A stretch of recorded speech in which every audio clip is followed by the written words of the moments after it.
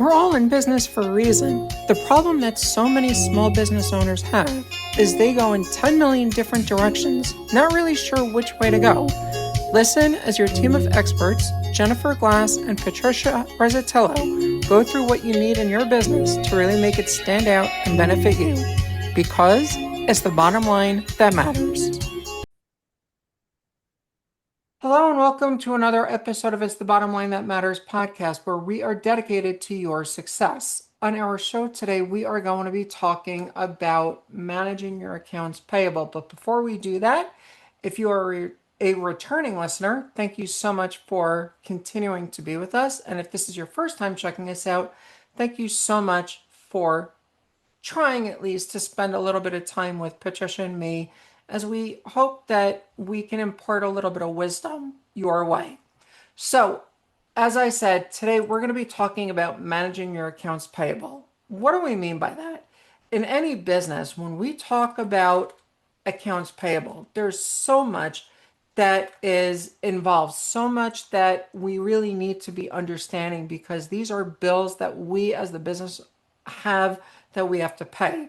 It's not the bills that we are sending to our clients. So, how do we manage that in a way that really works? And one of the things that Patricia and I are going to kind of be looking at today is also looking through Mike Michalowicz's profit first idea when we think about what it is that we're doing and how all of that is really going to be working in your favor. But before we talk about Mike's incredible book that really spawned a whole new way of looking at things, Patricia, let me ask you, when you think about your own accounts payable and in your business, there's a lot of bills that you incur, right? Some of them are automatic simply based on 30 days from when you signed up. Some of them are at a specific time of the month. How do you, though, manage your overall billing in a way that works for you? For me, I try to cluster them in a few days at the beginning of the month if I can, because I know I have money then and then that's more likely for them to get paid. I I can make sure that I have enough money in the right bank account so that they'll get paid. And Okay. I'm not tempted to borrow from that bank account. I know, bad Patricia. Uh, I'm not tempted, um, and then it doesn't go unpaid. For items that are on like a year base subscription, so things like for me, for Dropbox, that's a year thing. Canva, that's a year thing. Um, I have notes on my calendar that says, review this. It's upcoming. It will renew on this date, kind of thing. So that I am not caught surprised by what is for me at this point in time, a larger renewal fee. Right. And so there's definitely a lot of concerns when you're looking at it in that regard. How do you manage all of those processes? I'll, excuse me, I'll quickly share my own way that I look at how everything works and go from there. So, what I like doing whenever possible, and again, this is one of those ideas that Mike talks about in his book, Profit First. And that is in the beginning of the month is when I want to be taking in all of the income. And at the end of the month is when I want all of the expenses coming out. Any time that that is realistically feasible. Yeah. Now, there are certain things that do come out at the beginning of the month simply because it's on a 30-day rolling account. And so it's automated. I don't have a way to say I want it on this day instead of that day because that's how the billing goes. However, any of the bills that I can be paying towards the latter part of the month is certainly what I try and do. My credit card is due the end of the month. The closing date on my credit card is also about the 26th of the month. And so if I look at it from that perspective, I have the 27th, 28th, 29th, 30th, and in the months where there's a 31st day, I have that entire time to pay the bill when the bill is due before the end of the month because I just put it on my credit card for the following month's billing. And so it works out really good in that regard because I can immediately get an extra 40, give or take, days on the float of those funds. So I'm bringing in the income that the expenses were covering, and I'm putting the expenses out another month. That gives me that entire time to really be using that money in a way that is generating the most value for what it is that I am trying to ultimately accomplish. So, Patricia, let me go back though to something that you said earlier in what you were talking about, and that was you don't want to borrow against the account, right? So let me ask you, when you have that set up, are you setting it up in such a way that it is money that is really completely put aside, or is it something that is available, but it's not really put aside? I put money aside. Yeah. And Um, is that in a separate bank account from what you normally can touch with other expenses? yeah. I have business bank accounts, a couple of them. Um, and I put that money in to be sure that it's there, just to cover lack of revenue that might be there.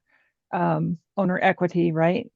Um, just to make sure that it's all covered because these are important and they need to be covered.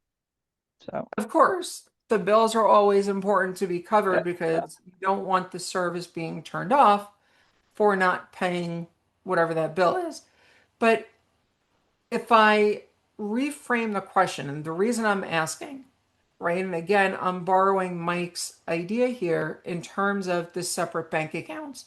Now, there's certain bank accounts that you're going to be putting money into. There's the bank account you're going to be putting the money you owe for taxes. Anything that is owed for taxes, you put into that bank account because you know it's not your money, yeah, right? Especially if it's an interest earning account, it's even better because yeah, if you're putting in a couple $1,000s that you have to pay in taxes, and that's going into that account and it's earning even a dollar or two in interest over the time period that it's in the account, it's still working for you before you actually have to send the money to the government for your taxes. Now, again, not everybody is in a position to even do that. If you can, that is definitely something that you can try to do. Understand what the value is. And really, the most important thing, though, is understand that anything that's going into that account is not your money, period. Right? There is no ifs, ands, or buts here when we talk about that because at the end of the day, that is money that has to be paid for taxes and that has to be set aside in terms of what you're doing.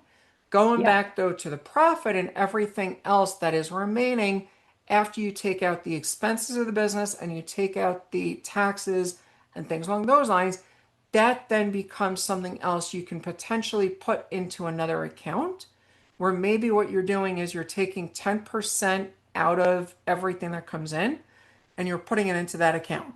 Now, that 10% may be your tithing, whatever you're going to be giving to charity, or it can be you have a different account for that and you're still taking 10%, putting it into your rainy day fund in the business, your personal, whatever it may be, because that's another way that you can really be thinking about how you can be growing whatever it is that you are doing.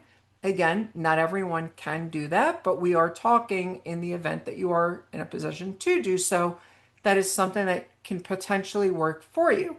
But again, one of the things, and we've said it many times here before, consult your own professional advisor. We are not providing legal, financial, tax, or other professional advising here. So you are strongly recommended to reach out to your own advisor when you are thinking about any of these ideas. yeah, But going back though to Patricia, when you think about though the bills that you do have to pay, right? Let's kind of bring it back to managing. the accounts payable. What are some of those things that may go through the typical business owner's mind, even if we're not looking at Patricia specifically, but let's say that you're looking at the restaurant business, you're looking at anything else that you might be looking at doing. How do you start thinking about those expenses? And let's think about John Doe, who is a business owner, who has these income and expenses that they need to deal with, and go from there. How would you guide John Doe in this process? Well, I will first qualify this with I'm a little new to this concept. I have been working towards a restaurant myself for a few years, um, learning many things as I go along. Um,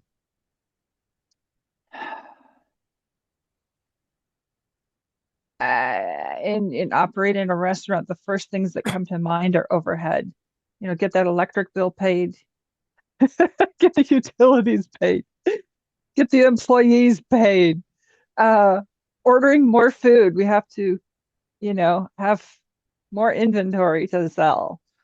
Um, the other thing that comes to mind is sometimes you can negotiate paying these things a little farther in advance. You can't put off paying your employees. You really can't. That's not one of them. But so inventory could be potentially negotiated out to, it depends on your business, 60 days, maybe 90 days, maybe when you sell the thing, right? Um, Different kinds of bank financing for different kinds of inventory. Automobiles come to mind. Um, you don't have to pay them for the RV that you bought that you're reselling until you've sold it. Um, one, it depends on what kind of business you are. And two, some of those things that you would ordinarily pay when you got the bill, we'll go back to the restaurant example. So the inventory that you get every month, which is food and disposables, um, you got to pay for them at some point. Do you have to pay for them up front? Maybe, maybe not. It depends on the relationship that you can get and keep with your suppliers. So that is one thing that I would look at if I was, as I am setting up this property. And Absolutely. And like you yeah, said, there's certain things that you do have the wiggle room in terms of negotiating on. The one, again, your own team not holding back their pay. It's even biblical. If you believe in the Bible, it says you must pay your employees, your workers, at the end of the day or whatever normal payment schedule it is. So you're yeah. really not supposed to be withholding that because it is their livelihood as well. That is really an entirely different story, not what we're focused on here today. But again, there are opportunities that you do have to certainly talk with the people that you are doing business with, the people that are billing you, and ask them, what kind of better terms can I get? We spoke about this a couple of weeks ago where maybe if you pay in advance, you can get percent off, whatever that may be. One, Yeah. 2, 3% off for paying as soon as the bill comes in instead of waiting down the road.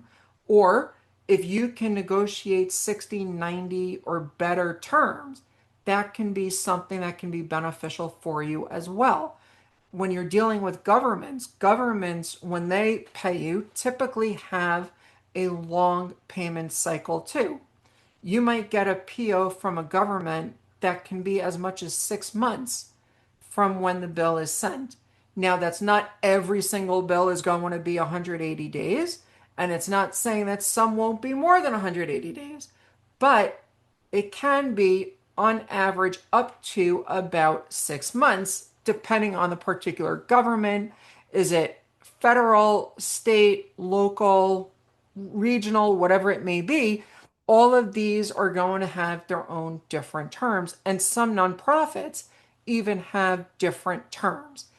And I want you to also think, though, of some of the largest companies out there. When I say negotiating the terms, some of the largest companies, and you would recognize their names. We're not going to mention them on the show today because that's not relevant for what we're saying. But some of these companies, their payment terms mandate 90 days. Period. You want a PO from them, it is 90 days before they're going to send you the payment. Period. No Mm-hmm. question. That is the requirement. So if Mm-hmm. you want to be doing business with them, know it's going to be 90 days. That also means, though, for you, managing your own accounts payable is going to be an issue as well because now you're sitting on cash flow, waiting on the money in accounts receivable in order to pay the bills that you do have. So you have to understand how some of that can work with what it is you're doing. And another reason why your own cash flow situation should be looked at, potentially seeing what opportunities may be there to negotiate longer credit terms. So, in other words, again, like I said, what I do in my own business, anything that can go on my credit card hits my credit card, period. I try not having it go directly out of my bank account, except for my credit card payment, which obviously needs to come out of the bank account. But there's only, I think, one other debit on my account every month because they don't bill my credit card, which is funny because they're a credit card system, but different story. But that's how it is. They bill me directly into my account. So there's a lot, though, that you can potentially think about as we think how can you manage your own accounts payable. So, Patricia, let me ask you because I think that we kind of covered this to a great extent.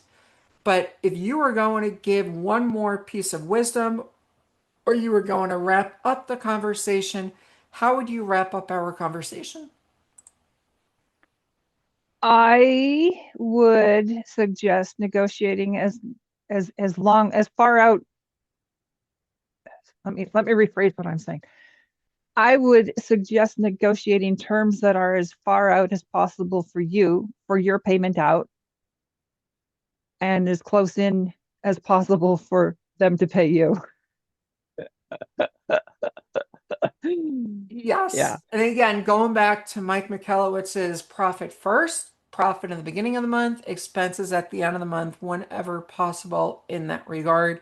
And that's interesting. Before I even read Mike's book, it was all about how can I possibly be doing this on my own? And I kind of set my billing up that way with the credit card. Let's get everything at the end of the month. Income comes in the beginning of the month. My developer sends me an invoice. He sends me an invoice typically the end of the month. The following month, because I have net 30, I pay the bill at that point. Exactly that way because he's giving me those terms. Those were the terms we negotiated, and that's how we can make it work. He still gets paid in full.